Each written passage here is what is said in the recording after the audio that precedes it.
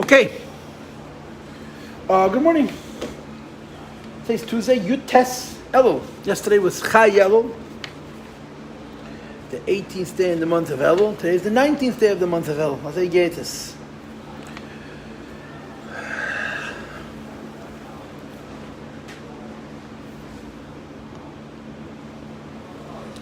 So, according to what the Rebbe writes from the Frierdiker Rebbe, that the last 18 days of the year, it's Yom LaChodesh, every day is. So Yutes is connected to Chodesh Cheshvan.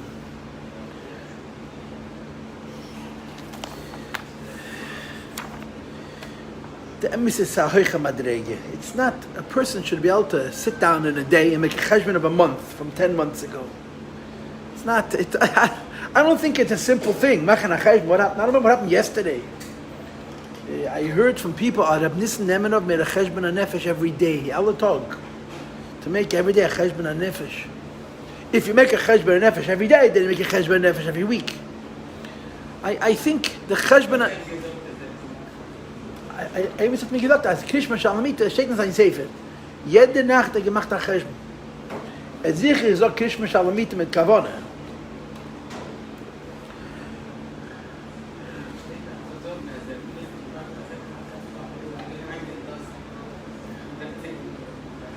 Point well taken. Yeah, it's a shit in sein Sefer, in sein Biografie. Mistam is emes, no? Keine schreibt nicht kein Sheker, alles ist emes, also gedruckt. So the cheshbon, ja, Kakosev, right, Kakosev, yeah. Ich hätte mir gesagt, am Ausland wenn Chassidim, Heinz ein do Bicher. Am Ausland wenn Chassidim, Heinz ein do Bicher. But okay, so exactly what cheshbon means, I think has a certain subjectivity to it. It has to do with the madrega of the person. And forget, a bigger person could make a cheshbon better than a smaller person. In other words, a person who has less to make a cheshbon about is more capable of making the cheshbon. As they get us. Grace a mensch. So whatever the Eibishter made us to be, this is what we are. And on our own level, we'll make a cheshbon, and we'll do tshuva, and we'll have a good year. Mashiach will come. That's all there is to it. Bekitzit, beklolos. Now, we're learning a Sicha. And we're on page 289. And we're learning about El, and tshuva, and the Re'eh, right? Yesterday, instead of learning the Sicha, I talked about Temchet Tmimim. Was a continuation from Sunday's class. I still didn't finish, but I felt like Ein Tag Gamven and Megmen, Zwei Tag Gamven and Tarmanisht. So we're going to learn this. We're on page 289 with a paragraph that begins with the words V'zeu Gam Inyan Tkiya Sheifesh B'Chodesh Elul. The Rebbe said that Elul, that the meaning of Re'eh is that everybody is close to the Eibishter like as if he could see him. That's why the A is connected to Elul, because Elul is a time of tshuva, and we're closer to the Eibishter. The question is, how could you say to a Pashat Yid, to an ordinary Jew, to an average Jew, the A? So the Rebbe answered, it's the time. It brings a Yid to a place where every Yid, even, so to speak, regular people, have a closer connection to HaKadosh Baruch Hu. And he continues, I'm reading inside now. This also explains the inyan that we blow shofar in Elul, which is similar to, although not the same as, the blowing of shofar we do Rosh Hashanah. Why do we blow shofar in Elul? To prepare. The word azhara means to warn, but you know that it says in Zohar. Right, what's the name of the word Zohar? V'hamaskilim yazhiru. That's how the Zohar starts. V'hamaskilim yazhiru ki Zohar harakia. That means radiance. Glanzigkeit. Glance. Radiance. So Zahirus means to be careful, to be warned, but also means to be shining. In the inyan of tshuva,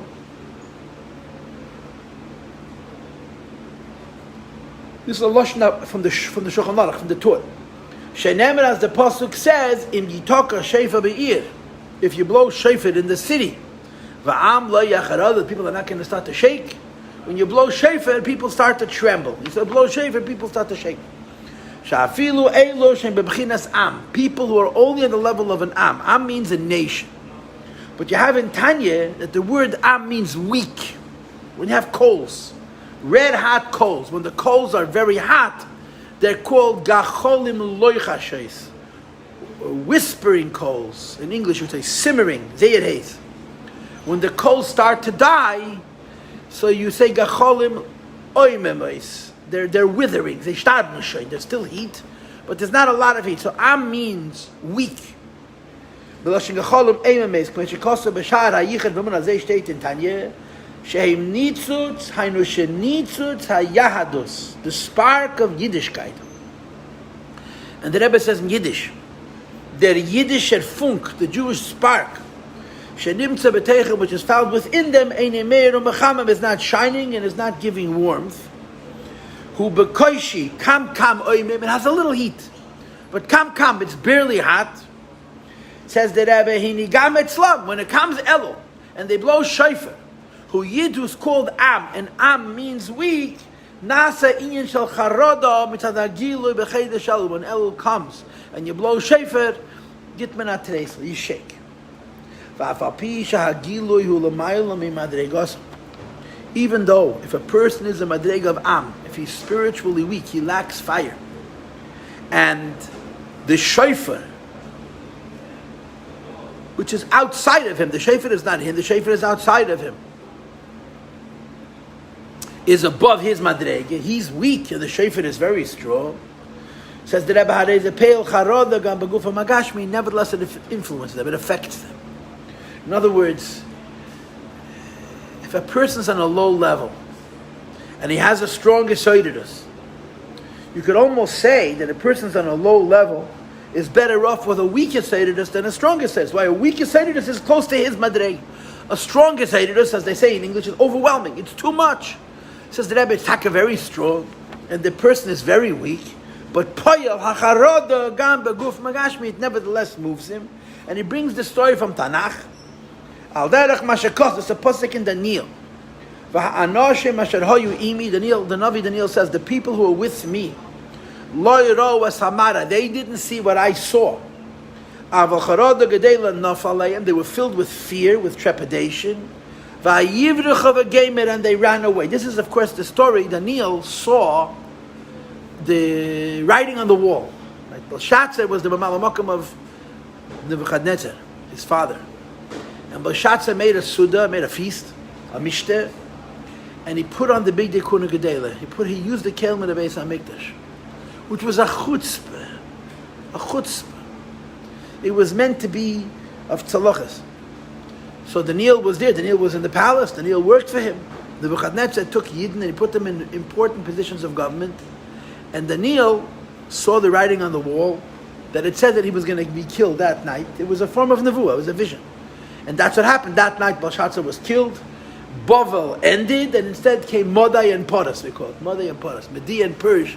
And of course that was followed later by Yavan, by Greece. So who was with Daniel? Hanani, Mishael, Azariah. They were also tzaddikim. They were also nevi'im, but they didn't see the writing on the wall. So the Navi Daniel says, I saw. The Yidden with me, Hanani, Mishael, Azariah, didn't see. But nevertheless, they start. This is the Lashon Gemara that we all know. Afagav the Iulei Chazi, Mazlei Chazi. It's this story. They didn't see, but their mazel, their yechida, their chaya, their makif saw, and they were filled with fear. Upirshu Chazal, the Gemara says on this story that Afagav inhu leichazi, they, Hanani, Mishael, Azariah, were not zeichet to see the writing on the wall. Mazlayu chazi, their mazel saw. The Hainu, this means the Afsha Gilu Mebechinas Mazel Shalamayla Migufum. There was a revelation from the level of Mazel, which is above their body, right? It still moved them, and the Rebbe contrasts it. Mikomokim, nevertheless, Eine Kumei Habaskel. Nishma Eitel Haneshama. There's a baskel. When I was a child, and I went to Cheder, the Malam, the baskel, Avidirko, an upclang. Baskel meant an echo that came Ilmaila. Why? Because it says in Mishnah, it says in Chazal, that the baskel is nishma eitzel haneshama. Sometimes the neshama hears it, the body doesn't know it at all. It's the Mishnah, the last Perek of Pirkei Avos, which we're going to learn this Shabbos. That b'chol yei v'yei baskel yitzis mahal cherev machrezes v'oimer oy lehem rabiyes me'albeino shalteir. There's a baskel, a voice, that's an echo that comes out of Har Sinai that protests the fact that people are not machabed and not lamed teira enough. So, but the baskel goes to the neshama.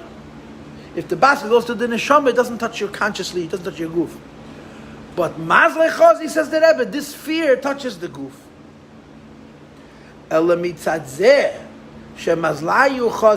other hand, the idea that the mazel, which really also means the neshama sees, it affected in Hananiah, Mishael, V'Azariah a great trepidation, a great fear, gam begufa magashmi, even in their physical bodies.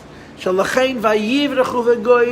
saw the writing on they didn't see the writing on the wall, but they felt that there was what to fear, and they ran away. So the Rebbe said the same is true in Elul.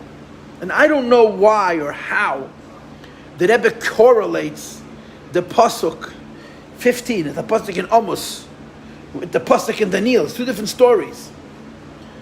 The only similarity between two stories is that in both cases they use the word charodo. Charada means the body shakes. So he's comparing the Am La Yacharadu to Charada Gedela Nafla Aleim. In this case, you don't know what's happening, but you're physically afraid. In this case, you don't know what's happening, and you're physically afraid. Because of the special revelations in the month of Elul, a Jew has the strength, lifel to affect Zichoch, a purification, Gam begufa yagashmi, even in his physical body, Kach, to such an extent, Sha'afilu le'einei basar, even his physical eyes, Yuchlu liret, should see, Shegufa nizdachech, that his body was refined. So they're going to blow shofar. And you're going to become afraid. Why you're afraid, you don't know, you're going to become afraid. But because you're going to become afraid, you're going to do things to purify yourself. And this you'll see. You'll see how you're becoming Eideler because of the month of El. It's an interessante Zach. It's such an interesting thing. Yeah, we were Bachrim. A Bach's life is the Eibishter, the Rebbe, is all there is. So it came Elul, it was a newsman. So we sat down to learn Derech Hayim, we sat down to learn Paikei Achir, whatever we learned in Chaydish Elul, and all we talked about was Elul. That's what we talked about with Achav said.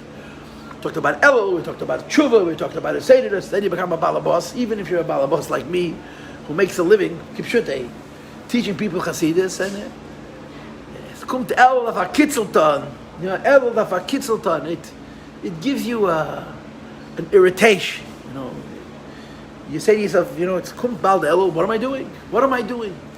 And the Rebbe says, on some level, the charoda, the fear that happens in Elul moves us. But I'm not dafman idzayin, there's no need to be dafka stupid. A person could use the month of Elul, the Melech Pasad, they come closer to HaKadosh Baruch Hu. Umitzad zicho chaguf. And because in Elul you blow shofar, which creates a fear from the subconscious, which then translates to a refinement of the body and the mind, which is conscious. Yochali is etzlei ha'inyan du'rei. Every yid is zeicha to come so close to the Eibishter, as if he could see. And the Rebbe says, as though you could see godliness with your eye of your physical flesh. Now the emes is that das is schwer, as a kasha, yid sees Eibishter in the physical flesh. It's not so simple. B'chlal, you can't see the Eibishter with your physical eyes. Yeah. So I want to share with you two thoughts. The first thought is from Tanya, and the second thought is from the Maimorim. What do I want to share with you from Tanya? Tanya has Perek Chof Tes, chapter 29. Perek Chof Tes talks about Musar, where a person, Mepnei Sibis, Shenis, and Mishunis, is giving himself Musar. He's rebuking himself. Perek Chof Tes.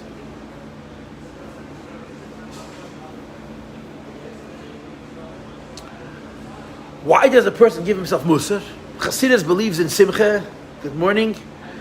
Why does Chassidus talk about Musar? Chassidus believes in Simcha.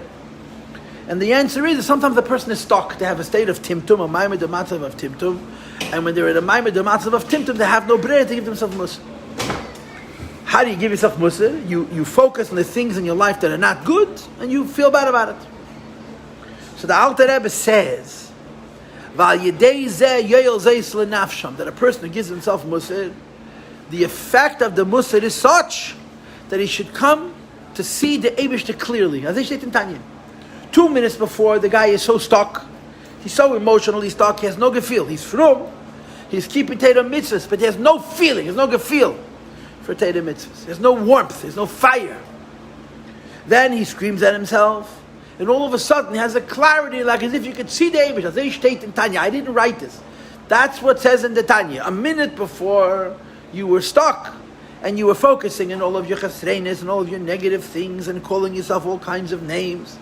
And then you break out of the musar. Alter Rebbe says you break out of the musar like as if you could see the Eibishter b'muchash. It's a very hard piece of Tanya to understand. If you don't have to understand, everything is good, the state. But what does it mean?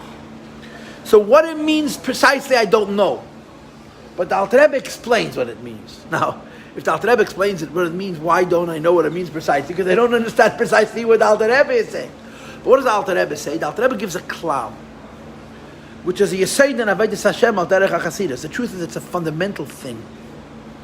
The Alter Rebbe in Tanya 29, when he's talking about this person who's stuck, he has timtum, and he's giving himself musar, and he, so to speak, promises him that you're going to go out of the timtum into a maimed matzav, which is riyas alakus b'muchash. Not just you're closer to Hakadosh Baruch Hu, it's as if you could see him vividly. On what grounds? How does Alter Rebbe say it? You'll feel a little better. You feel a little more safe. So the Alter Rebbe answers, and he gives, like I said before, Yesod Moised in Chassidus, Hashkafas HaChassidus. What is he saying? He says you should know that Klipa and Kedusha is darkness and light. Now understand, other Shittas and Teirah, Shittas and Musar, maybe even Shittas and Kabbalah, they don't call Klipa and Kedusha darkness and light. They call Klipa and Kedusha a good force and a bad force. Alter Rebbe says in Tanya, Klipa and Kedusha is like darkness and light. What is the pshat? Everybody knows that darkness has no mitzias, the pashtas. Darkness and light cannot fight. Darkness, why not? You turn the light on, the darkness disappears. Light is a chefze, Lichtigkeit is a zach, is something. Finsternis, darkness is nothing. Light and darkness cannot fight because it's a thing and a nothing. So why is there darkness? Because there's no light. So the Alter Rebbe says the same is true of the war of Klip and Kedusha.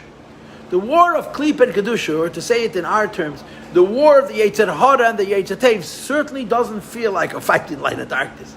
It seems like a fight between a bull and a sheep, or whatever you want to call it. A behema gasa, the chamura, who shturims and he screams and he intimidates and he schleps in the wrong direction. The Shalakis is not, it was yelled Kotno Miskin, he's a small, vulnerable child.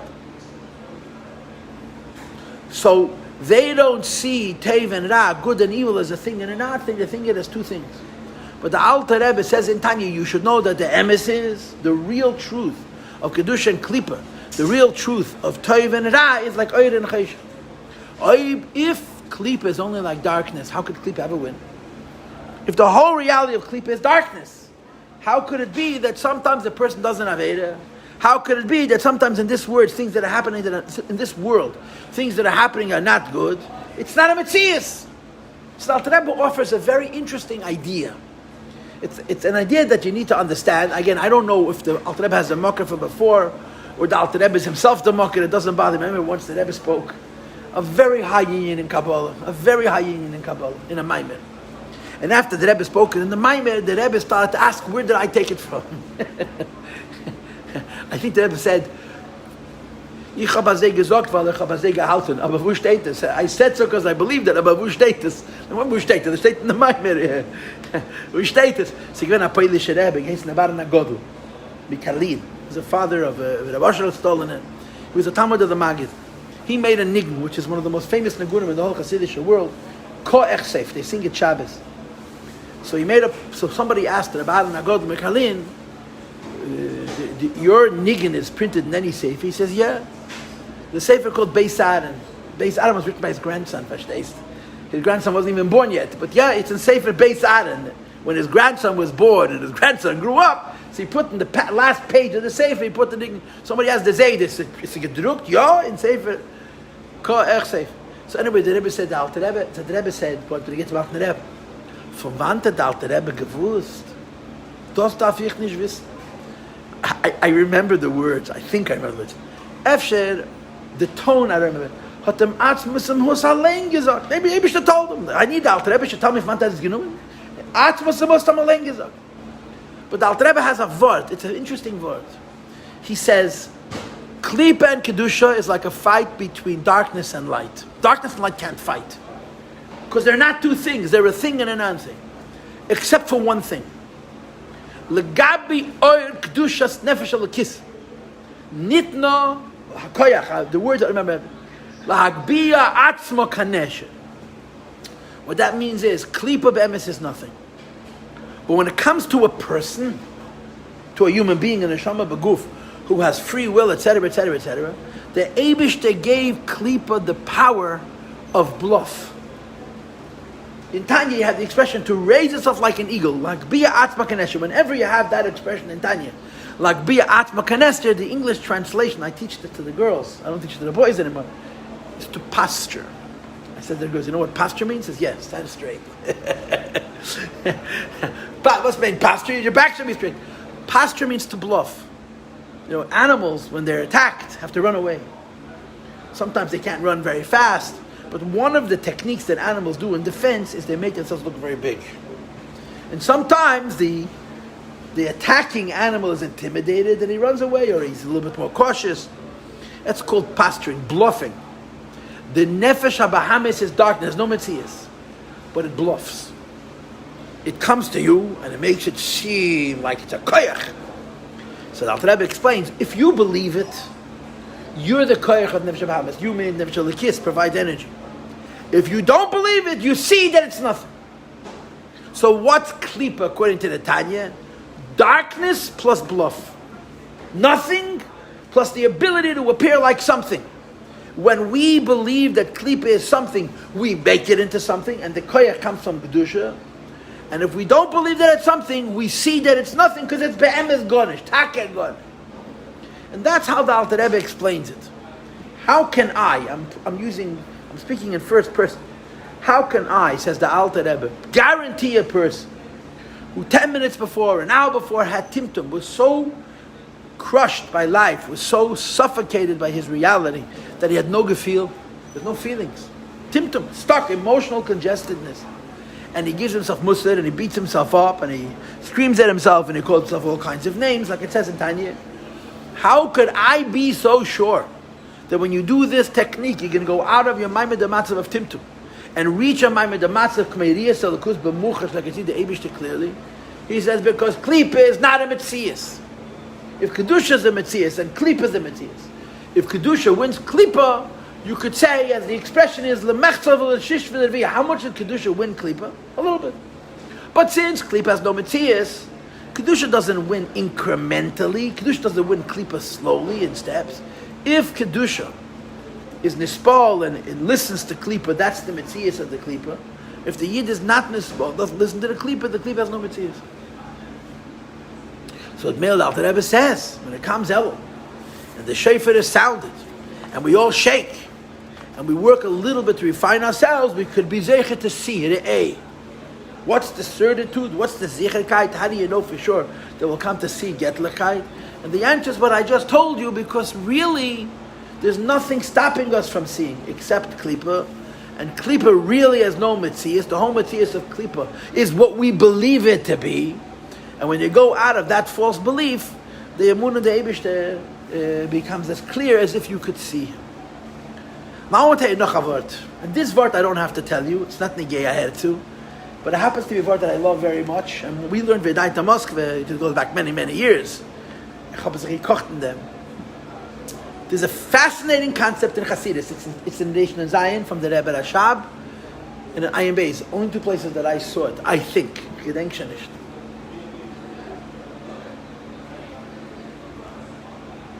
A gewaltige Sache.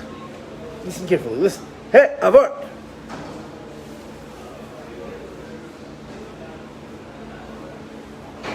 According to Chassidus, one of the highest levels of certainty is seeing. If I smell something, maybe I smelled right, maybe I smelled wrong. If I tasted something, maybe it's that thing, maybe it's not that thing, maybe I tasted wrong. If I touched something, so my interpretation of what I touched is as good as my fingers. If I heard something, if I understood, seeing is believing. When you see, the re'iyah is a vivid and a direct thing. When you see, it's very, very clear. And of course we know that just like there's a gashmi yizdika 5 senses in the neshama, the way it's in the guf, in the ruchni yizdika world there's also 5 senses. In Gan Eden there's the equivalent of hearing and smelling and tasting and touching and seeing. So the Maimorim say a moedendika vart, a very, very counterintuitive vart. The vart goes like this. Lamaila in ruchni, what's the mashal for the ear? What's the nimshal for the ear? The Re'iyah de Chochmah. Re'iyah de Chochmah means there's ideas that you can understand. Ideas that you can understand. Then there are ideas that are so high and so abstract you can't understand them, but you could see them in the mind's eye. A person has a very, very well worked over koyach haseichel, and a very refined koyach haseichel, and he's a serious student and works. Sometimes there are ideas that he knows, he understands them, but not because he understands them, because he sees them. Which means he knows it's emes because he can see it in his mind's eye, but he can't defend it in a debate because it hasn't come down to the madrega of avona. To defend something in a debate, you have to be able to bring down madrega of avona. So there's a level called re'iyah. You're relating to an idea on a very high level. How high a level is it? You can't understand it, you can only see it.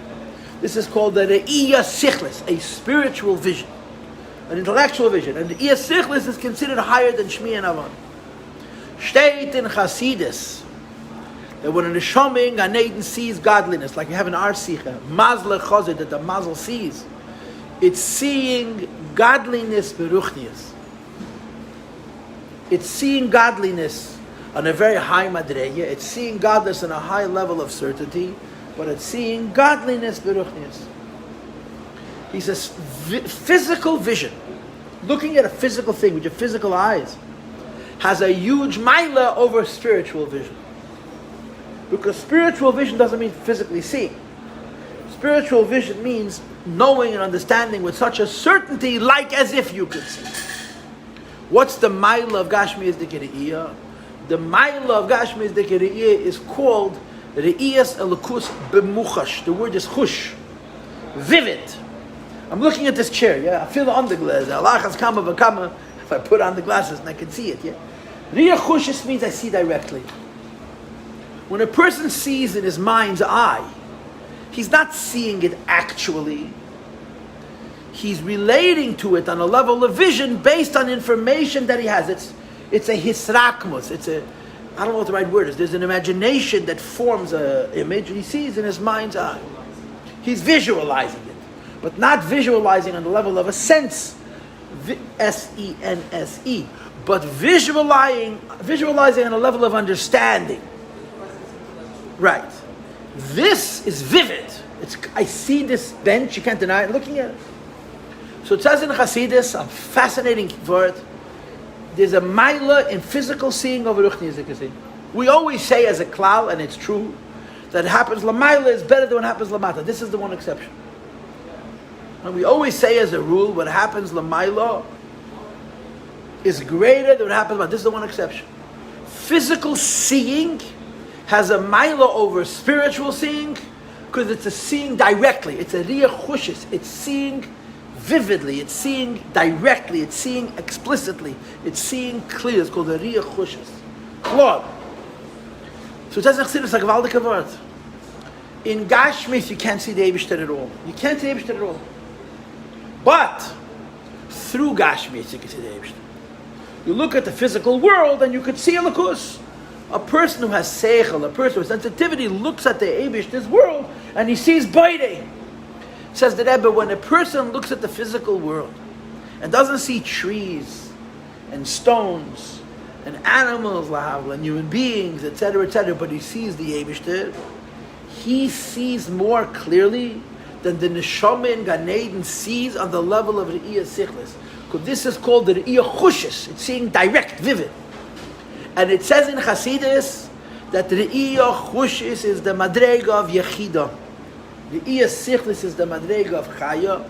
The Re'iyah Chushis is the Madrega of Yechida. And it further says in Hasidus that the Re'iyah Chushis is Nevuah. Prophets did not have an intellectual vision, using their imaginations. Prophets saw godliness directly. It's a madrega of yechid. It's called the Re'iyah Chushis. So I told you two things. The first thing I told you was I explained to you how the Alter Rebbe can assert in Tanya, Perek Chof Tes, that 5 minutes before the person was so stuck, had such timtum, such severe blockages that he had no feeling whatsoever. And then a minute later, he has such clarity, like as if he can see. And the answer is because Klippa has no mitzias. Klippa is like darkness compared to light. And when you break the Klippa, the light is automatically there, so you come to see. Number one. Number two, that there's a mile in the Re'iyah Gashmias of the Re'iyah Ruchnias, the Yisrein of the Re'iyah Chushis. When you see something physically, you're seeing it directly, not just in an imaginary way, in a Ruchnias dik, but in an actual way. So the Rebbe says, Kum Tegein Elul, and they blow the shofar. A yid is filled with fear, with charada. This fear translates into him doing good things in preparation for Rosh Hashanah, and so on and so forth. And it brings him to a clarity, like as if he sees the Eibush with his physical eyes. That's the process. You have to read that line one more time. Second to the last line on page 289. Umitzad zichach aguf, because this person's body has been refined. The person comes to know God at a level of seeing, and the Rebbe says, Riyas Elokus, seeing godliness, ba'ayin basar hagashmi, with the eye of the physical flesh, the gashmi is like a flesh, zet Elokus. When your physical eye sees godliness, it's not seeing God, it's seeing a physical thing. And the physical thing is a dense malbush. Gashmi is not a kelev ruchnius. But looking at the physical world and seeing the Eibishter, one advantage that it has is that the Eibishter that you're seeing, you see clearly. It's not equivocal. The Zehu, last line on page 289, there's a pshat in the pasuk, Re'ei Si.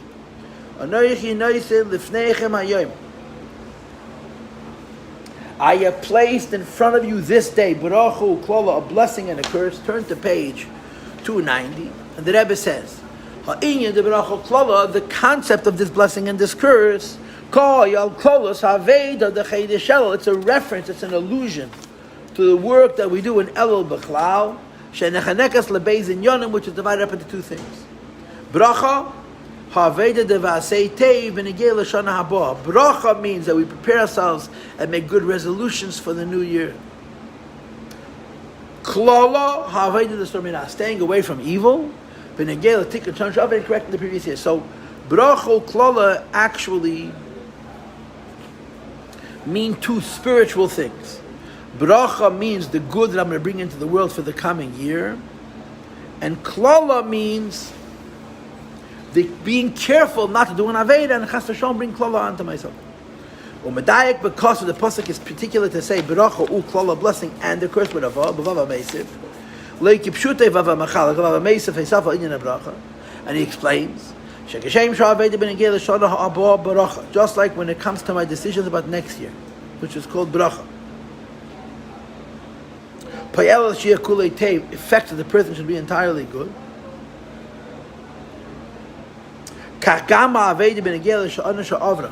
The same is true also the things that happened last year which are on the surface not good. Klala.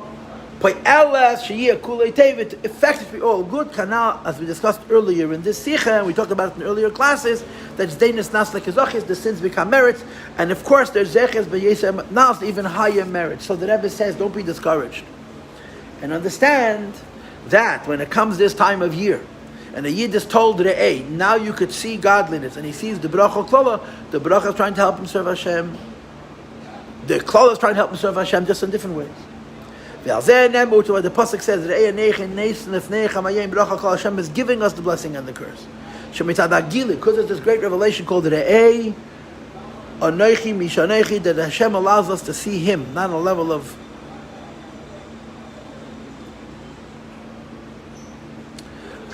seeing it physically, but seeing it spiritually. Every Jew experiences it. It affects it because the Yid sees clearly. He reveals Hashem clearly. The word Hayayim is Lashon V'gili, light and revelation. That in this person you have a light of both poles. Bracha, his exactitude and avodas Hashem as it should be. And Klala, which means your Kola and Yonim. Gam ha'ova nasu teiv gama. Even the things that yesterday were not the way they're supposed to be are all corrected. Where does the Kayach come from? The Kayach for the Bracha Klala comes from the Re'eh. Yid merits to be written and sealed for a good year, Begashmis Uberuchnias, and the Rebbe finishes Gam Yochad, both together. Okay? Questions or comments? If your question is, where is Rabbi Blooming? I have the same question. And if your second question is, I'm waiting for Rabbi Blooming to come, the answer is, I'm leaving.